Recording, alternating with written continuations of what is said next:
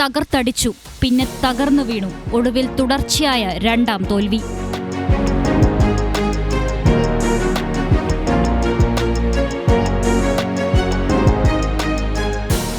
Toss നഷ്ടപ്പെട്ട് ബാറ്റിംഗിനിറങ്ങിയ ഇന്ത്യക്ക് മികച്ച തുടക്കമാണ് ഓപ്പണർമാർ നൽകിയത്.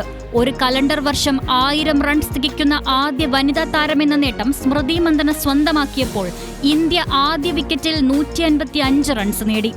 അർദ്ധ സെഞ്ചുറി നേടിയ പ്രതിക റാവൽ പുറത്തായതിന് പിന്നാലെ എത്തിയവർ തകർത്തടിച്ചെങ്കിലും വിക്കറ്റുകൾ നഷ്ടമായി. 21 റൺസ് ചേർക്കുന്നതിനിടെ അവസാന 5 വിക്കറ്റുകൾ നഷ്ടപ്പെട്ട ഇന്ത്യ 330-ന് പുറത്തായി. 5 വിക്കറ്റ് വീഴ്ത്തിയ അനബൽ സദർലൻഡാണ് 350-ലെത്തുമെന്ന് കരുതിയ സ്കോർ 330-ലൊതുക്കിയത്.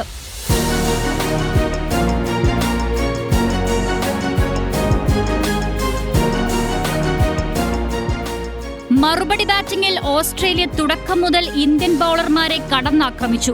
15 ഓവറിൽ 100 പിന്നിട്ട ഓസീസ് 31-ാം ഓവറിൽ 200 റൺസും കടന്നു.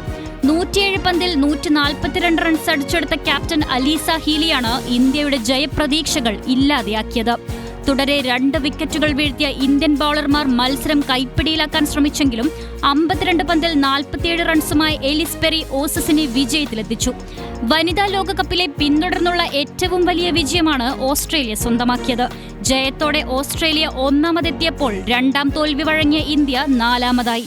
Sports desk, news Malayalam.